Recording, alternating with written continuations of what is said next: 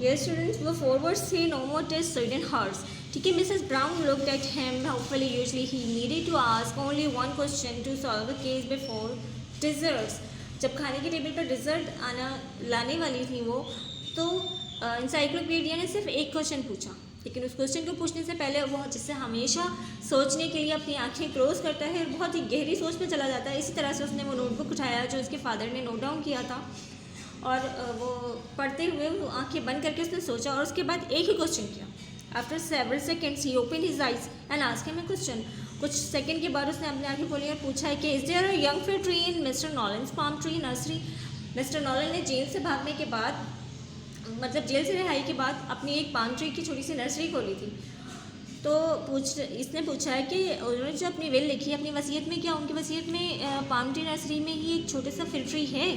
Chief brown thought a moment, एक लम्हे के लिए उन्होंने सोचा चीफ ब्राउन ने, और फिर कहा कि हाँ साउथ साइड पे है.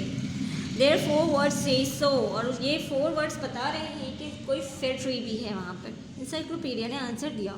दे डू, क्या वाकई ऐसा है, चीफ ब्राउन ने पूछा.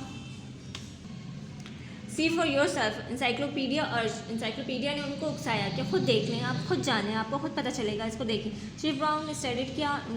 नो मोटर स्वीडन हर्ट्स, ये 4 लफ्ज़ लिखे हुए, और फिर अपने कंधे को उकसाते, मतलब कि हिलाते हुए वो पेज अपनी मिसेस ब्राउन को दे दिया. Can you figure it out, क्या तुम इसे समझ सकती हो कि ये है क्या. Nom is a southern nominative grammatical term.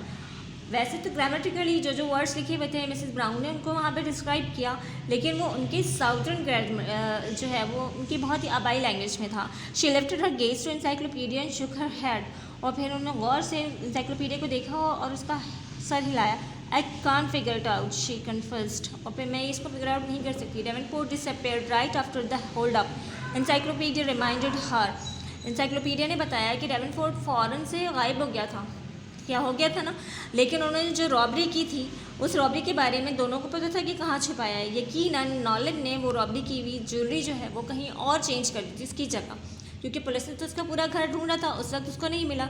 अब उसकी जब डेथ हुई है और उसने अपनी जो है विल रखी है, तो अब पुलिस को शक हो रहा है कि शायद कुछ मिल जाए.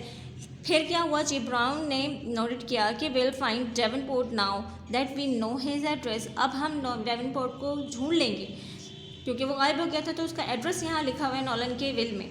सो he learn he has been left palm tree nursery, Mrs Brown said. तो अब उसको पता चलेगा कि उसके पास एक पाम ट्री नर्सरी है.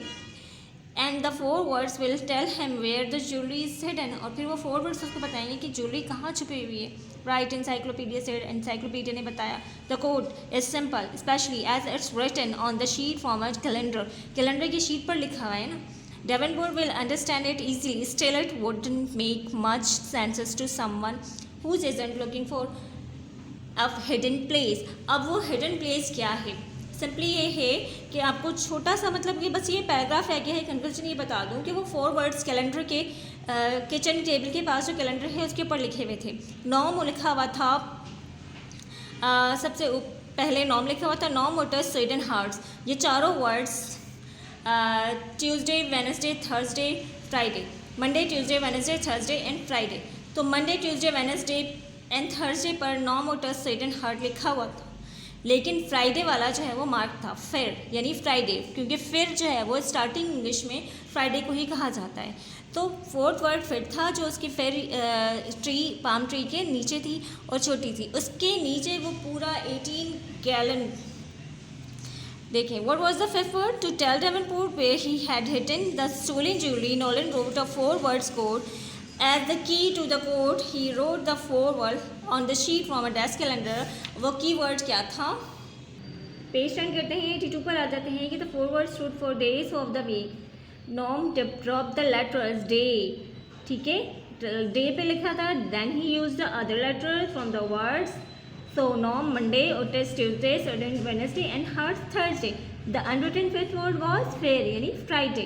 The jewelry was found inside the 20-gallon jug of earth from which grew a young fig tree in Nolan's nursery.